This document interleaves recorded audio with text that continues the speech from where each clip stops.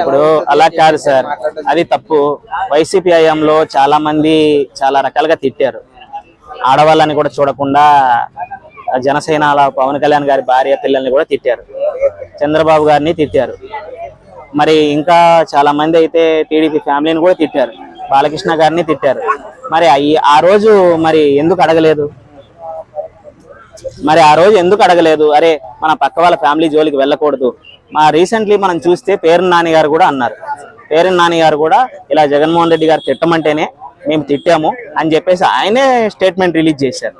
చాలా వీడియోలు కొట్టి చూడండి మీరు. ఎక్కడైనా నేను చెప్పింది అబద్ధం అయితే మీకు ఇష్టం వచ్చినట్టు నన్ను తిట్టండి. మరి రోజా గారు మరి పదవి పోయిన తర్వాత కూడా మరి ఏకంగా ముఖ్యమంత్రి గారు మరి ఉప ముఖ్యమంత్రి గారు నారా లోకేష్ గారి వైఫ్ గురించి కూడా మాట్లాడడం జరుగుతుంది.